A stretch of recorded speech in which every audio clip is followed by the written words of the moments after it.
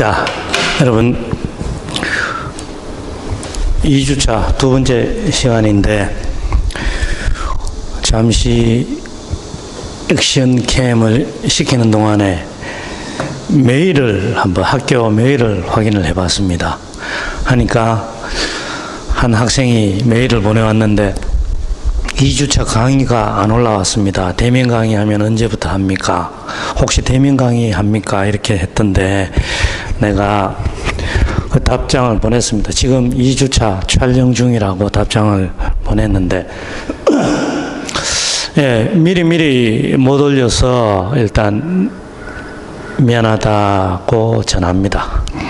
근데 내가 원래 미루는 사람이 아닌데 지난 주말 금, 토, 일, 월, 화까지 어제도 조금 그랬습니다. 어제 수요일인데 주말 동안에 편도선염 목 안에 그죠? 편도선염을 아주 심하게 앓았습니다. 병원에 가서 요즘 코로나 시대고 하다 보니까 더 겁나잖아요. 그래서 집에서 체온 계속 체크해 보면서 이렇게 목안을 후레쉬로 비춰가면서 들여다보고 이러니까 예, 오른쪽 이쪽에 편도선이 굉장히 진짜 심각할 정도로 그래서 결국에는 이 편도선 농량 생겼는 게 고름이 생겼는 게 터져가지고 그걸 한 2시간 동안 계속해서 그 새벽에 뱉어내면서 그렇게 하고 나니까 좀 살 것 같았습니다. 그게 지지난 이틀 전 새벽에 그랬었는데, 그리고 이제 촬영을 어제 하려고 하다가 못하고 지금 하고 있는 겁니다. 28일까지 여러분들이 역시 수강을 할 수 있으니까 수강할 수 있는 시간은 충분하겠죠. 그래도 이 며칠부터 이렇게 9월 8일부터 수강하는 걸로 나도 그렇게 알고 있는데 그 전에 올려야 되는데 올리지를 못해서 미안하다는 이야기를 하고 시작을 합니다. 그리고 아까 이제 전시관 시작할 때 이야기를 했는 것처럼 계속 이제 앞으로 우리 학교 전문 스튜디오에서 촬영을 하기로 해서 그냥 이제 비대면 영상 강의로 이렇게 앞으로도 계속 하겠다고 했는데 다르게 이제 보완할 수 있는 게 있으면은 여러분들한테 이야기를 해서 나도 이제 고민을 해보겠습니다. 그래서 어떤 방법으로 할 건지를 한번 해보도록 그렇게 할게요. 자, 지난 시간에 이야기하던 거 그대로 요거는 이제 아직 완전히 지우지를 않고 놔뒀습니다. 삶과 죽음, 삶에 대해서도 모르는데 우리는 죽음에 대해서 그렇게 고민할 필요가 있느냐, 이런 것 때문에 이제 죽음이란 무엇인지 그거를 간단하게 여러분들한테 한번 설명을 해봤습니다. 근데 이 설명을 했는 게 삶이든 죽음이든 간에 내가 말하는 것은, 강의를 통해서 내가 말하는 것은 정답이고 여러분들이 생각하는 것은 정답이 아니다, 그런 이야기는 아니라고 내가 분명히 말했습니다. 다 정답입니다. 근데 왜 그렇게 생각하는지를 일단 근거를 제시할 수 있으면 다 정답이라고 이야기를 했습니다. 근데 우리는 그 근거를 가지고 이제 만일 서로 모여서 얼굴 보고 이렇게 한다면 특히 그걸 갖고 토론을 해보는 거죠. 근거가 논리적이고 이성적이고 합리적인지 어떤지 그 타당성을 서로 토론을 해보는 것이죠. 내가 하는 것도 마찬가지입니다만은, 근데 지금은 어떻게 정답을 내리기 위해서 그런 게 아니라 철학에서 동양도 서양도 할 것 없이 이런 질문은 언제나 던지는 거라고 이야기를 했는 거고요. 특히 이제 서양 철학사 입문하면서는 이런 것들을 거쳐서 이제 첫 출발점부터 할 건데 그걸 여러분들한테 말을 하는 겁니다. 자, 그렇다면은 요거 지워놓고 책에 보면은 또 이렇게 되어 있습니다. 역시 17페이지입니다. 아까 뒤에 잠시 보다가 이제 앞으로 넘어왔는데 17페이지에 보면 이렇게 나왔습니다. 요 부분요. 세계는 어디서 생겨났지? 그대로 역시 적어 볼게요. 그대로 세계는 어디서 생겨났지? 네. 이렇게 되어 있습니다. 그 밑에 읽어보면 몰라, 모르겠다. 소피는 정말 알지 못했다. 이 세계가 거대한 우주 공간의 한 작은 행성이라는 사실은 물론 알고 있다. 이거는 우리로 치면은 초중 고등학교 소피가 나이로는 여기에 등장하는 나이로는 우리나라 같으면 한 중3, 고1 뭐 이 정도 되는 나이입니다. 그러니까 학교 수업을 통해서 일단 그냥 과학적으로 알고 있는 그런 이야기는 할 수 있죠. 그런데 우주는 대체 어디서 생겨났을까? 계속 끝까지 다 읽어보겠습니다. 우주 공간이 태초부터 늘 존재했다는 것은 물론 생각할 수 있는 일이다. 태초부터 늘 존재했다는 것은. 그러면 우주가 어디서 생겨났느냐는 질문의 대답이 꼭 필요치 않을지도 모른다. 근데 한마디가 중요합니다. 그렇다면 과연 영원히 존재할 수 있는 것이 있을까? 영원히 존재할 수 있는 것. 자, 영원히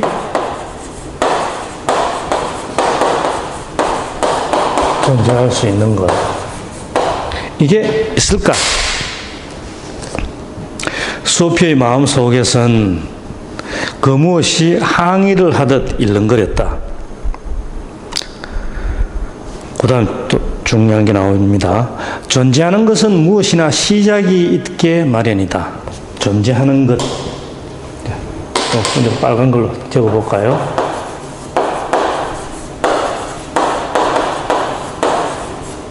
존재하는 것은 무엇이건 시작이 있게 마련이다. 그러면 이 우주도 언젠가 그 어떤 무엇에서 생겨났을 것이 아닌가. 지금 이제 계속해서 소피가 주인공이니까 소피라는 이름이 등장하는데 이 소피라는 이름 대신에 여러분 자신의 이름을 넣어서 앞으로는 한번 읽어보도록 하세요.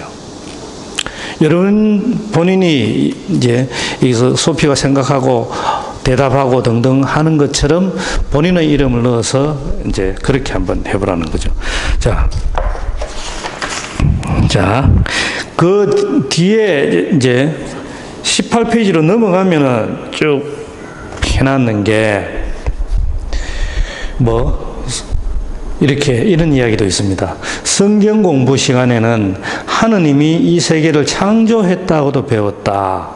등등 쭉 했어요. 자, 그러면 이렇게 되어 있습니다. 하느님이 모든 사물을 창조했다고 할지라도, 그죠? 또, 하느님이 창조, 이렇게 하는데, 하느님이 모든 사물을 창조했다고 할지라도, 더불어 창조할 수 있었던 하느님 자신이 존재하기 전에는 자신을 창조해 냈을 수는 없는 일이다. 그렇다면 한 가지 가능성밖에 없다. 즉 하느님이 늘 존재했다는.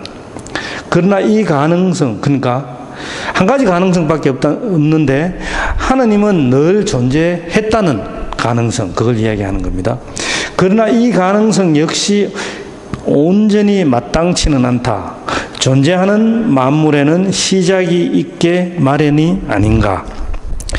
이제 이런 질문들을 던지는 거예요. 철학적 질문. 아까 삶과 죽음, 이것도 철학적 질문.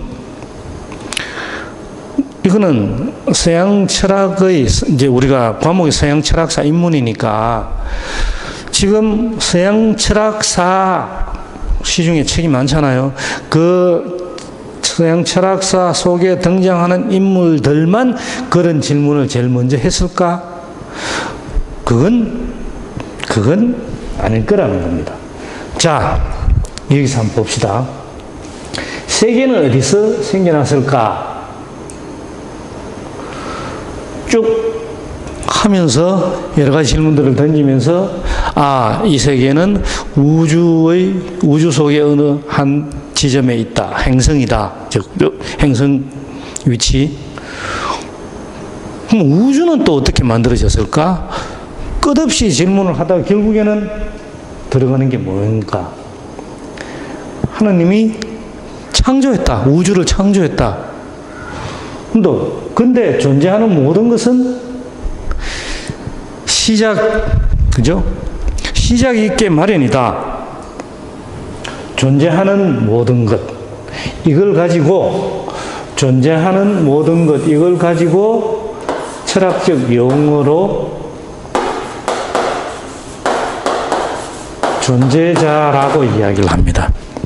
존재자라고 표현을 합니다. 이 철학적 용어로 이렇게 표현을 합니다.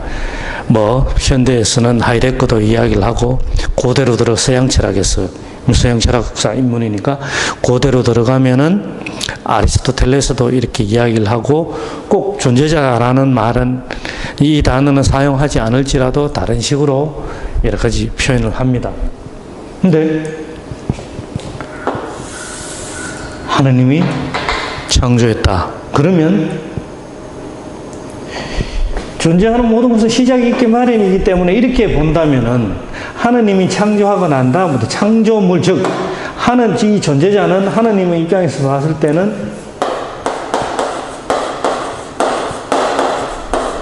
피조물이 되는 것이죠. 하나님의 입장에서 봤을 때는 피조물. 시작이 있게 마련이다. 그 시작은 어디냐? 하나님이다. 이 책에 나오는 그대로 지금. 이거 그냥 신이라고 통칭. 왜냐하면은 이것도요, 하느님이 맞느냐? 여러분들 지금 이거는 사실 언급하고 싶지는 않은데 이 책에 이 단어가 나왔기 때문에 그렇습니다만은, 하느님이 맞느냐, 하나님이 맞느냐?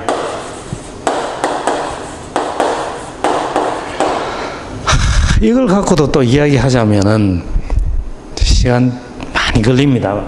그냥 하여튼 이야기합시다. 특히 우리나라에서 하느님이 맞느냐, 하나님이 맞느냐, 이걸 갖고 또 종교적으로 싸웁니다. 근데 책에 그냥 이렇게 돼 있기 때문에 나는 이걸 쓰는 거고, 그래서 이것도 안 쓰고 싶고, 이것도 안 쓰고 싶고 해서 이렇게 차라리 이제 표현을 해보는 겁니다. 신이 창조,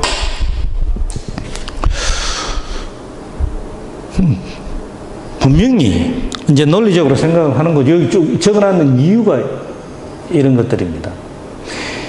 영원히 존재할 수 있는 것, 이거는 이 영원이라고 하는 이게 시간 개념이냐? 시간 개념으로 보자면은, 그죠? 시작도 없고, 그리고 끝도 없고 하는 거잖아요. 근데 이런 사고 자체를 하나님 갖고 뭐가 맞다 그러면서 싸우고 하는 이것도 그렇고, 누가 싸웁니까? 하느님과 하나님이 싸웁니까? 시작도 없고 끝도 없고 이렇게 생각하는 주체는 또 누구냐? 그렇게 생각하는 주체, 인간입니다. 하느님이 맞느냐, 하나님이 맞느냐? 누가 싸웁니까? 하느님과 하나님이 싸웁니까? 인간이 싸웁니다. 그죠? 알고 싸웁니까? 시작이 무엇이고 끝이 무엇이고, 시작도 없고 끝도 없다, 이렇게 생각하는 주체가 인간인데, 그걸 가지고 우리는 영원이라고 한다면은, 이 영원이라고 하는 것을 이렇게만 설 줄 알지. 영원히 존재하는 자, 인간이 그것을 알 수 있습니까?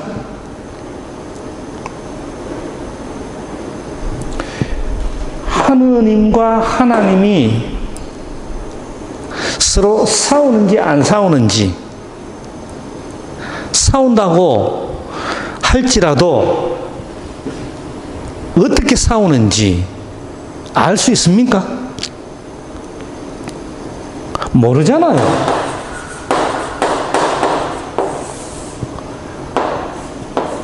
이것을 이렇게 생각하는 주체도, 이렇게 싸운다고 하는 주체도 인간인데, 모든 인간은 그것에 대해서 모르면서 아는 척하고 있습니다. 아는 척, 모르면 아는 척 안 해야죠. 모르면 모른다고 이야기를 해야지. 왜 아는 척을 합니까?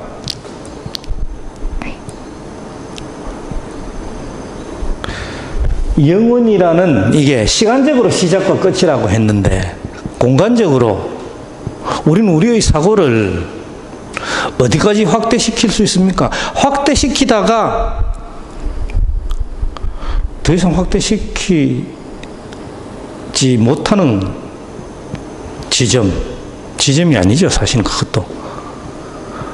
사고의 한계, 우리가 사고할 수 있는 데까지만 우리는 사고가 가능한 겁니다. 자, 다시 이쪽으로 돌아와 봅시다. 신이 창조했다고 합시다. 우주도 그렇고. 좋아. 자연과학적으로 이야기 안 하더라도.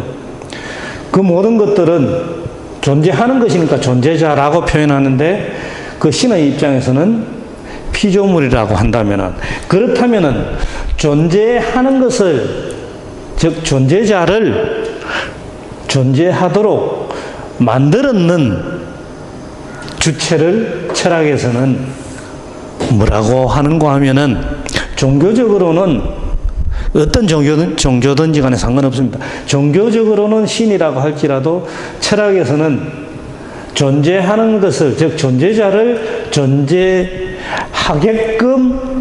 한 주체, 그걸 뭐라고 하는가 하면은 그걸 존재라고 이야기를 하는 겁니다. 철학적 용어입니다.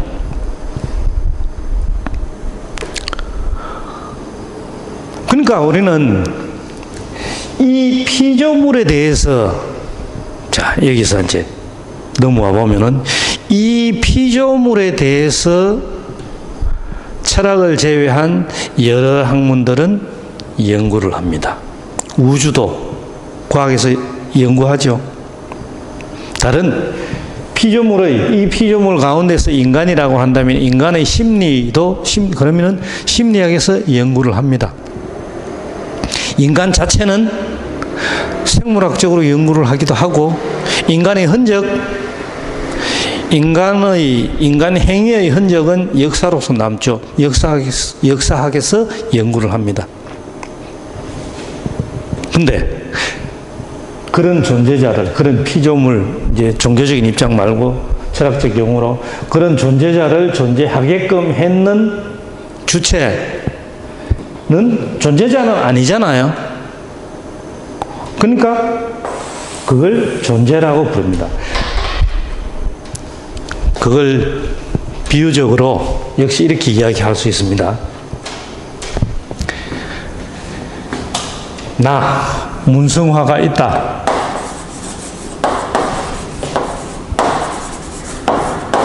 문성화가 있다.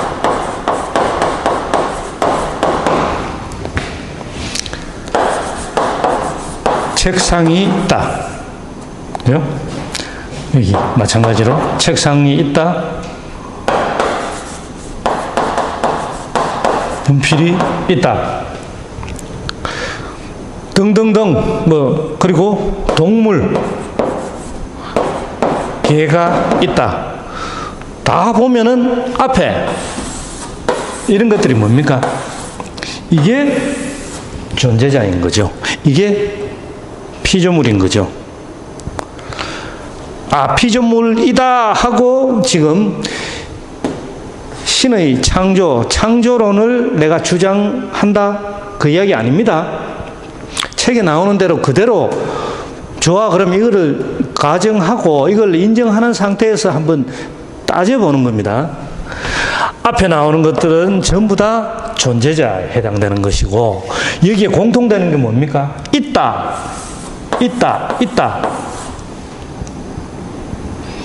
있다를 명사화시키면은 그게 우리말로 있음이 되는 거죠.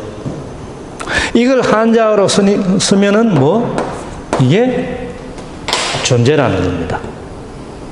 그러니까 A라는 사람이 있다, B라는 사람이 있다, C라는 사람이 있다. 전부 있다는 앞에 주어는 각각 다 다른데 개별자인데 뒤에 있다는 수로 부분에 그죠? 있다는 공통적인 겁니다. 공통적인 것은 전 시간에 이야기했듯이 보편적인 겁니다. 보편자가 되는 겁니다. 이게 도대체 뭐냐를 따져보는 겁니다. 그래서 신학이라는 학문에서는 신이란 존재가 무엇이냐, 신이란 무엇인가를 따져 묻는다면은 철학에서는 신이란 무엇인가를 따져 묻는 게 아니고요. 있음이란 무엇인가, 즉 존재란 무엇인가를 묻는 겁니다. 이 이야기는 나중에 몇 주차 한 2주 후쯤 그쯤 들어가면은 다시 이 이야기를 하게 될 겁니다. 지금 하는 이야기들을 여러분들이 기억을 해 놓으세요. 있음이란 무엇인가? 존재란 무엇인가? 그러니까 공통적인 거 이런 것들 이게 여기서 보면 신은 설령 신이 영원히 존재한다고 하건 어떻든 간에 신은 우리 눈으로 볼 수 있는 건 아니죠. 눈으로 볼 수 없기 때문에 우리 감각기관으로 사고를 통해서 사고는 할 수 있을지라도 감각기관을 통해서 감각할 수는 없기 때문에 사고만 할 수 있기 때문에 다른 사람을 설득하려고 해도 이론적으로는 설득을 하기가 거의 불가능합니다. 그러다 보니까 어떻게? 그러다 보니까 나는 믿는다. 즉 존재한다고 믿는다. 있다고 믿는다. 믿음의 문제로 들어가는 겁니다. 나는 그거하고 상관없는 사람입니다. 책에 이렇게 등장하기 때문에 여러분들한테 철학적 사유를, 그리고 이게 지금 서양 철학사 입문이니까 서양 철학적 사유를 따라가면서 여러분들한테 철학적 사고를 설명을 하는 것입니다. 자, 세계 내가 지금 설명했는 이것으로 그러면은 정답이 되느냐? 정답 맞습니다. 근데 이걸 부정하는 여러분들이 있다면은 그거 역시 정답입니다. 근데 내가 정답 맞습니다라고 표현을 한다고 해서 나는 창조론을 믿는 사람이다. 아닙니다. 그런 거하고는 전혀 상관없습니다. 모든 게 다 정답이 될 수 있기 때문에 정답 맞습니다 라고 대답을 했을 뿐입니다. 자, 다음 또 넘어가서 그 다음에 21페이지에 이렇게 제목은 이렇게 되어 있네요. 마술사의 모자 해놨는데 그 밑에 역시 부제로 되어 있는 거 보면은 훌륭한 철학자가 되려는 우리에게 필요한 오직 한 가지는 놀라워할 줄 아는 능력이다 해놨습니다. 놀라워할 줄 아는 능력. 자,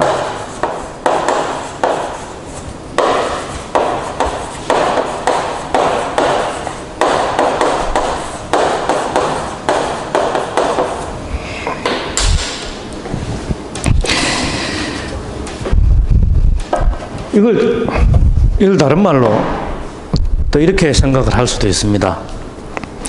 여러분들은 과학적으로 증명된 것일지라도 마찬가지입니다. 그것까지도 포함을 해서 그렇습니다. 지금까지 여러분들이 알고 있는 이 세상의 진리라고 생각하는 모든 것들도 다시금 의심해 볼 줄 알아야 된다. 그래야 그 속에서, 그 의심 속에서, 그 의심 끝에 놀라움이 나오는 겁니다. 그 놀라움이 나와야지만이 그것을 더 파고 들어가고 싶어집니다. 그랬을 때 어떤 식으로든지 간에 여러분 자신의 업적이 나옵니다. 남에게 보여야 하는 업적이 아니더라도 스스로 만족할 수 있는 업적들이 나올 수 있습니다. 어떤 놀라움을 이야기를 하는지 한번 볼까요? 자, 요 21페이지 밑에서부터 네 번째 줄 보면 이렇게 해놨네. 보통 과목을 공부하는 것보다 더욱 절실한 해답이 필요한 어려운 문제들이 있다 해놨습니다. 그렇죠?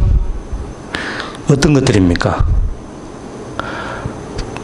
철학을 제외한 여러 다른 과목을 공부하는 것보다 더 절실한 해답이 필요한 어려운 문제들이 우리가 살아가는 데 있어서 많이 있다. 어떤 것들이냐? 예를 들어서, 예를 들고 내가 예를 들어서라고 표현을 했지만은 우리가 살아가면서 혹은 여러분들이 지금까지 살아오면서 그게 몇 년을 살아왔건 그건 그다지 중요하지 않습니다. 짧게 살았건 여러분들보다 더 내처럼 적어도 상대적으로 여러분들보다 더 길게 살았건 상관없습니다. 적어도 지금까지 살아오면서 인생에서 해결해야 할 절실한 문제들, 그런 것들은 여러분들이 지금까지 수많은 지식을 쌓아왔잖아요. 수많은 지식을 쌓아왔는데 그 지식으로 해결 못했던 것들은 내가 방금 여러분들이 지금까지 쌓아온 지식들로 해결하지 못했던 문제들은 지혜를 가지고 한번 해결해보자. 이게 여러분들이 지금 사실은 인간이 살아가는데 더 중요한 문제가 아닐까 하는 겁니다.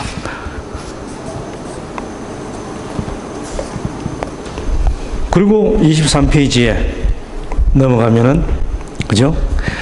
어찌되었건 가장 당연한 제일 중요한 문제를 이해하는 게 아까 삶과 죽음 이야기를 했을 때 삶과 죽음을 포함하는 걸로서 봅시다. 여기다가 적어 볼게요. 자, 생로병사. 이 삶과 죽음을 다 포함하는 거잖아요. 이걸 해결하는 게 얼마나 중요하냐. 이걸 여러분들이 알고 있는 지식 혹은 앞으로 여러분들이 쌓게 될 지식, 그 지식을 가지고 한번 해결하려고 해보세요. 우리는 지금 그렇게 하잖아요.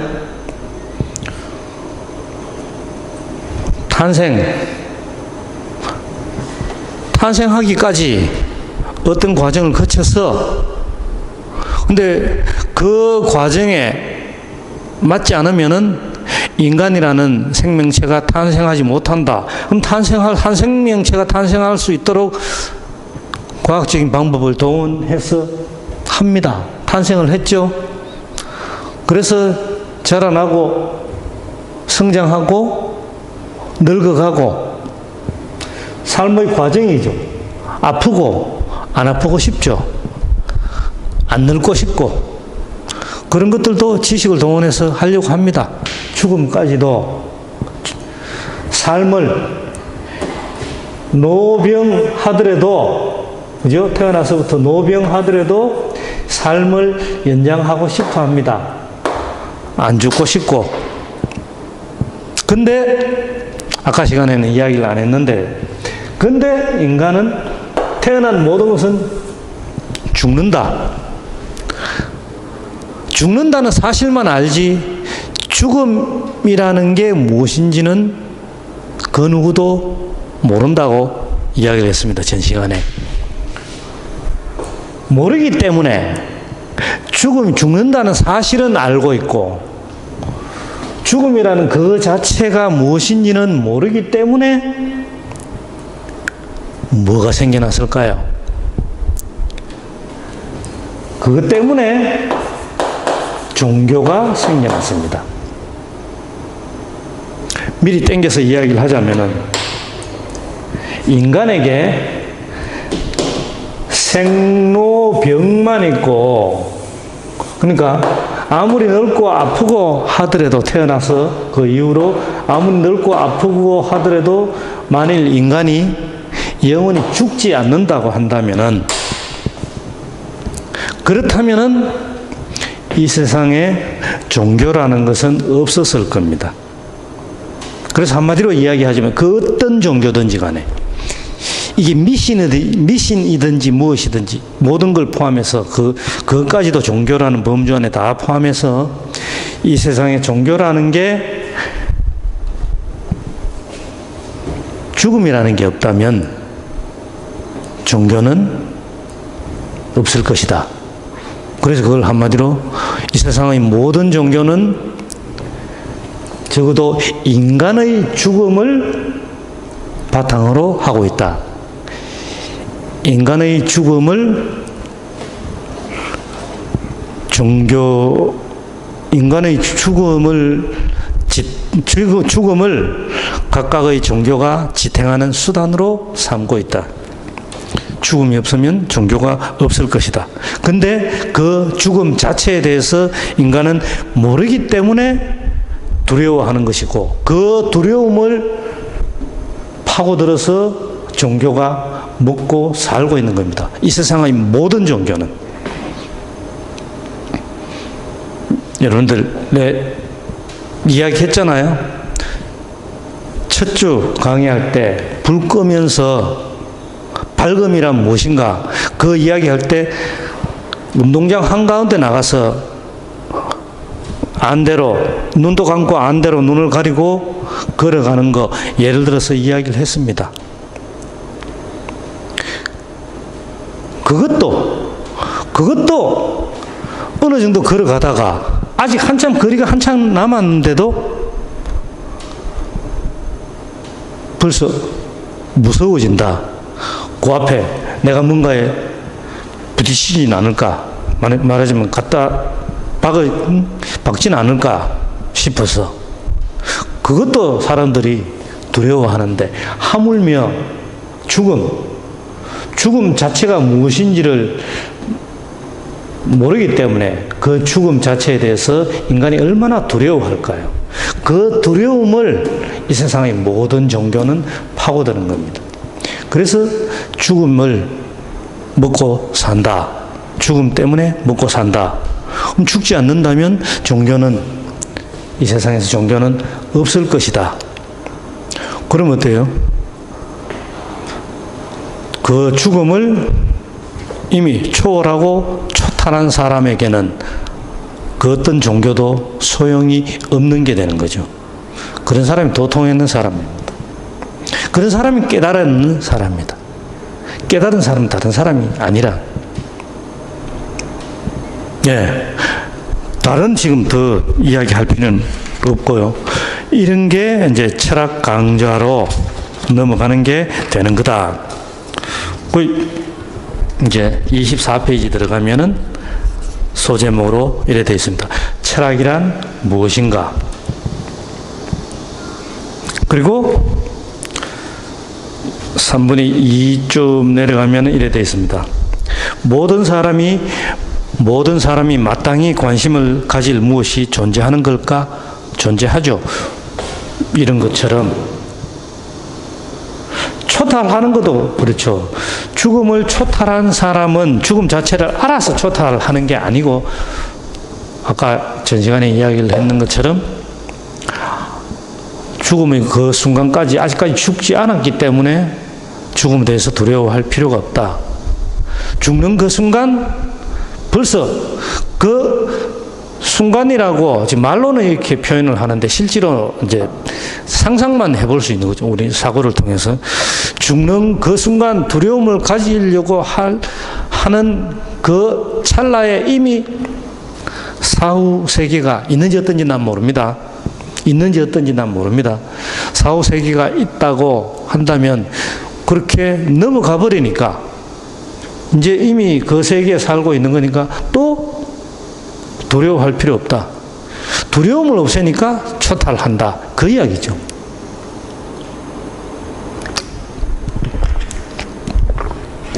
계속 지금 강연을 하니까 물도 좀 마셔가면서. 네. 이런 식의 문제들이 이제 보편적인 문제, 사람이라면 누구나가 가질 수 있는, 해결하고 싶어 하는 그런 문제들, 그게 보편적인 문제라고 하는 겁니다. 그렇게 하다 보니까 이제 25페이지 들어가면 이래 돼 있습니다. 자, 그대로 세 번째 줄까지만 읽어볼게요. 그러나 이러한 모든 사람이 욕구를 충족한다고 해도 사람에게 필요한 무엇이 여전히 남아있을까? 욕구를 충족한다고 해놨습니다. 철학자는 그러한 무엇이 있다고 생각한다. 사람이 빵만으로 살 수 없다는 게 철학자의 생각이다. 예, 사람이 빵만으로 살 수 없다고 생각하는 게 철학자의 생각이다. 이렇게 했는데, 자, 빵만으로 살 수 없다는 이야기는 빵이 있어야 살 수 있다는 이야기죠. 빵을 다르게 생각을 바꾸어서 보면은 빵은 의식주입니다. 그죠? 의식주가 있어야 살 수 있다. 입고, 먹고, 거주할 곳. 보통 우리는 이렇게 의식주가 해결돼야 이렇게 말을 하니까. 자, 그러면은 봅시다. 여기서도 지식과 지혜의 차이를 알 수가 있는데요. 의식주, 즉 굶고는 못 사니까, 굶어서는 살 수 없으니까 의식주를 해결해야 하니까 이걸 의식주를 해결하기 위해서 인간이 하는 게 뭡니까? 여러분들이 하는 게 뭡니까? 의식주를 해결하는데, 이걸 해결하는데 필요한 게 바로 지식입니다. 지식을 쌓아서 그냥 의식주라고 했는데 이제 개인적으로 빵도 종류가 많죠. 의식주도 종류가 많죠. 적어도 자기가 생각할 때 개개인의 자기 기준에서 더 좋은 걸, 자기 기준에서 마음에 드는 거, 좋다고 생각하는 것을 원하기 때문에 그런 욕구를 충족시키기 위해서 더 좋은데 취업하고 싶어 합니다. 더 좋은 직장을 갖고 싶어 합니다. 즉, 돈을 더 많이 벌고 싶어 합니다. 그래서 물을 수 있는 게 뭐냐? 직업을 갖기를 원하는데, 이 직업을 갖기 전에 묻기를 장래 희망이 뭐냐? 즉, 어떤 직업을 갖고 싶으냐 하고 묻습니다. 뭐라고 대답을 하든지 간에 자기가 원하는 이런 쪽으로 욕구를 충족시키기 위해서, 그래서 그럼 뭘 해야 되느냐? 지식을 쌓으려고 하는 거죠. 네, 맞습니다. 근데 내가 이미 칠판에는 쓰지 않았지만은 말로서, 조금 전에 말로서 이야기를 했는데요. 그럼 이렇게 쭉 이야기했는 것들, 내 장래 희망이 뭐다? 즉 어떤 직업을 갖고 싶다? 그걸 위해서는 어떤 사회에서든지 간에 어떤 지식이 필요하다. 근데 그걸 가지고 어떤 직업을, 자기가 원하는 직업을 갖게 되었다. 그 직업을 가지고 해결한다. 이런 것들을 한마디로 뭐라고 이야기할 수 있느냐? 즉 이렇게 바꿔서 직업을 왜 가지려고 하는데, 왜 취업하려고 하는데, 여러분들 뭐라고 대답할 겁니까? 왜 취업하려고 합니까? 그 이유는 한 단어로 이야기하자면은 여기다 쓸게요. 돈 벌기 위해서. 요즘 같으면 돈 벌기 위해서 우리는 직업을 가지려고 하고, 그 직업을 갖기 위해서는 어떤 지식이 필요하고, 그렇게 돈을 벌어야 이게 해결된다. 그죠? 지식은, 그럼 단적으로 이렇게 이야기할 수 있습니다. 지식은 돈을 벌기 위해서 필요한 거다. 그럼 질문을 또 이렇게 던집니다. 돈을 왜 법니까? 취업하고야 돈을 벌고 있어, 지금. 돈을 왜 벌어요? 대답해 보세요. 내가 잠시, 내가 말 자체, 강의할 때 말 자체가 빠르지 않는데, 그죠? 그 속에서 그래도 물 마시는 순간에도 한번 대답해 보세요. 돈 왜 벌어요? 혼자 이렇게 촬영하면서 그냥 무한정으로 시간을 줄 수 없으니까 돈을 벌기 위해서. 돈을 버는 이유는 딱 그겁니다. 돈을 쓰기 위해서입니다. 돈을 쓰기 위해서. 자, 지식을 가지고 돈을 법니다. 부정할 사람 아마 없을 겁니다. 근데 돈을 버는 이유는 자기가 벌었는 돈을 쓰기 위해서 법니다.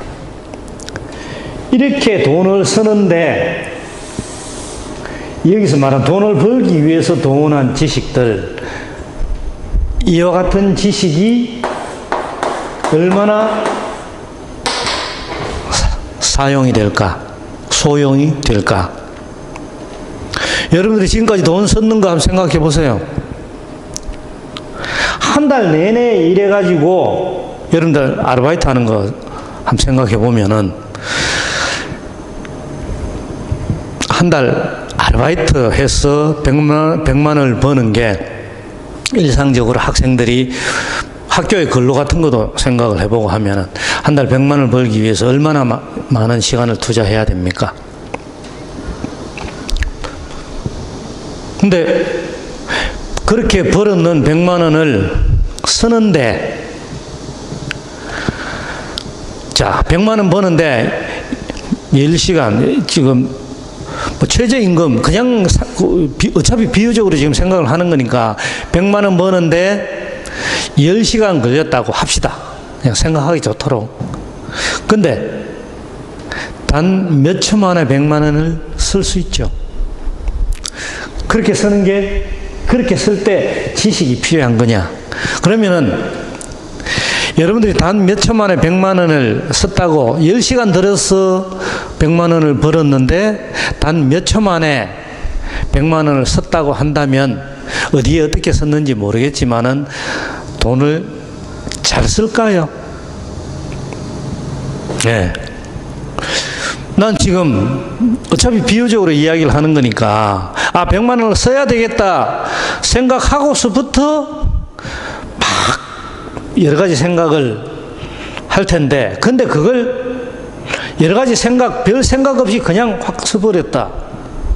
그런 경우, 대체적으로, 내가 돈 잘못 썼네.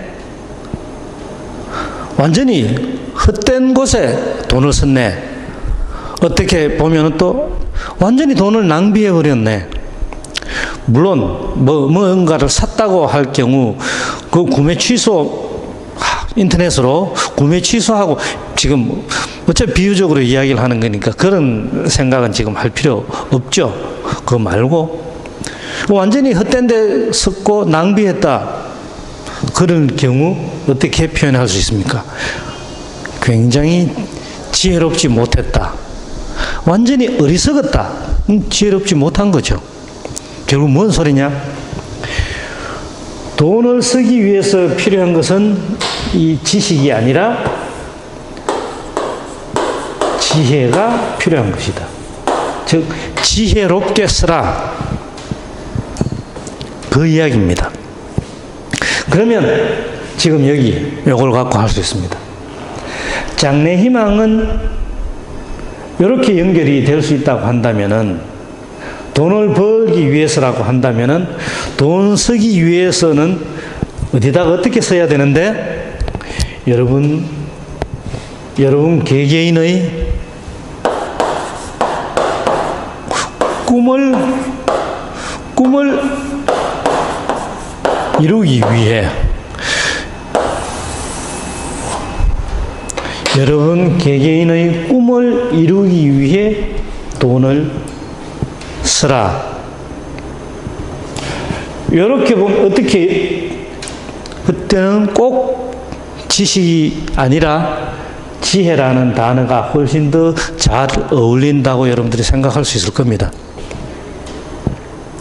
물론 지금 그러면 어떻게 꿈을 이루기 위해서 쓰는데도 지혜롭게 할 때 참 많은 논의가 필요하죠. 여러분들 지금 내가 툭 던져 놓는 거라고 생각을 하고 보는 겁니다. 여기서 그래도 분명히 할 수 있는 것은 장래희망과, 여기서 말하는 장래희망과, 이제 여기다 갖고 와서 쓸게요. 여기에 장래희망을 여기서 놓고, 자, 이 장래희망과 꿈이 같은 거냐? 혹은 다른 거냐? 꿈과 장래희망이 같은 거냐? 다른 거냐? 여러분들한테 분명히 이야기를 합니다. 이건 비슷할 수는 있어도 절대로 같지 않습니다. 꿈과 장래희망은 비슷할 수는 있어도 절대로 같지 않습니다. 지식과 지혜가 비슷한 점은 있겠지만은 같지 않은 것처럼, 여러분 인생 전체에서 이제 꿈 생각을 해보는 거죠. 인생 전체에서,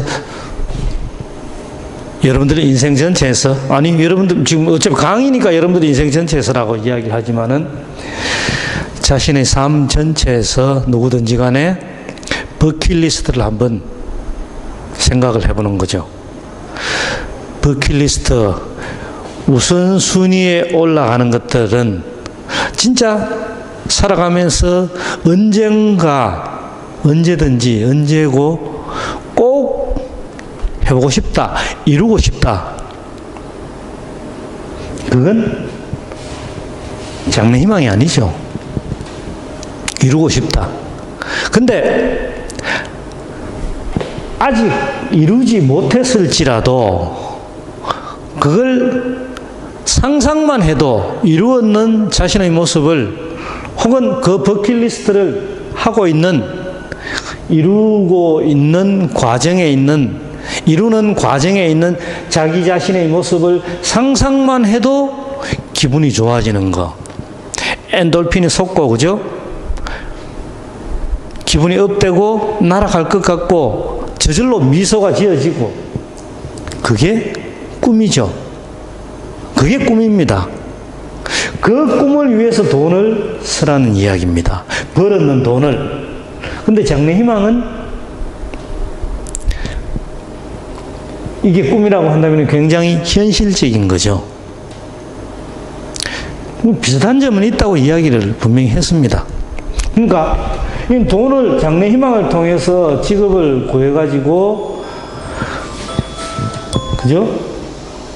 빵을 사 먹는데 돈을 벌면서 기분이 좋아지는 게 장래희망이고, 이것은 꿈은 돈을 쓰면서 기분이 좋아지는 겁니다. 어떻게 쓰길래 자신의 버킷리스트를, 말을 이제 그 버킷리스트라는 단어를 갖고 와서 합니다. 그걸 하나씩 이루어 나가는 과정에 있는 자신의 모습을 보니까 돈 쓰는 게 즐겁다. 이래 되는 거죠. 그러니까 지금 이렇게 내가 강의하는 것을 여러분들이 들어보면서 저런 것도 있었네, 저렇게 생각할 수도 있네 하면서 되게 경이로운 그까지 아니라도 생각을 조금씩 달리 하면서 신기하네 라고 생각하는 그런 것들도 전부 여기에 집어넣을 수가 있겠죠. 이렇게 사고를 시작을 하는 겁니다. 의도적으로, 그러니까 의식적으로 해보는 겁니다. 분명히 생각을 바꾸어서, 지금 이래 보면은 여러분들이 처음 보는 이제 감각기관을 통해서 처음 감각하는 거, 눈으로는 보고 코로는 냄새를 맡고 손으로 만지고 귀로 듣고, 그죠? 입으로 맛을 보고, 그런 전부 감각적으로도 처음 접하는 것들에 대해서는 일단 신기하게 생각을 해보는 거죠. 어떻게 해서 마실 것 같아요? 음식 같으면 어떻게 해서 이런 맛을 낼 수가 있지? 한번 내가 직접 해보고 싶다. 맛을 이미 보세요. 여기서 사고가 같이 작용을 하거든요. 혀로 맛을 보고 이제 꿀꺽했어. 입안에 계속 넣어놓고만 있다고 그 맛이 계속 남아있는 건 아니니까 그 맛을 느끼면서 꿀꺽했는데 그 다음에는 맛이 입속에 있습니까? 어디에 있어요? 그 맛이 여러분들 머릿속에, 기억 속에 맛이 있습니다. 혀로 맛을 봤는데 꿀꺽하고 난 뒤에는 더 이상 혀에 맛이 남아있는 게 아닙니다. 근데 기억 속에 그 맛이 남아있어서 그 맛을 자기도 한번 만들어내고 싶어 하는 거죠. 맛이 기억 속에, 내 머릿속에 들어가 있다는 것, 그 자체도 놀라운 거 아닙니까? 이런 이야기들을 계속 해나가게 될 거고요. 이런 것들을 말하기 위해서, 이런 것들을 설명하기 위해서 서양에서는 처음에 어디에 의존했느냐 하는 것들이 나옵니다. 마지막에 내가 지금 했던 말 기억을 하세요. 꿀꺽하고 난 뒤에는 맛이 더 이상 혀에 있는 게 아니라 우리의 기억 속에 있다. 머릿속에 있습니다, 맛이. 과학적으로는 전혀 틀린 거잖아요. 틀린 건데 맞는 말이죠. 그 자체도 놀라운 겁니다. 자, 그러면서 좀 뛰어넘겠습니다. 여러분들은 읽어보면서 한번 정리를 해보도록, 노트 정리를 해보도록 하고요. 여기 해놨습니다. 철학자와 어린이는 이처럼 중요한 공통된 특성을 갖고 있다. 철학자는 일생 동안 어린아이 마냥 감수성이 뛰어나다고 장담해도 좋을 것이다. 좋으리라. 네. 놀라워할 줄 아는 능력, 의식적으로, 의도적으로 한번 해보도록 하고요. 그러면서 소피가 여러분 자신 이름으로 바꿔서 해보라 그랬죠. 엄마, 살아있다는 것이 놀랍다는 생각 안 드세요? 네. 살아있다는 자체도 놀랍다. 부모님이 들으면은 이상하게 생각하겠죠.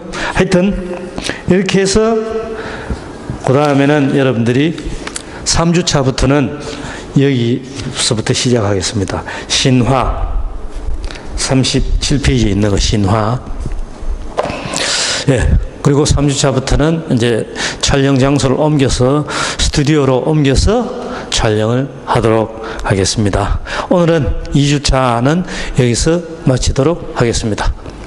감사합니다.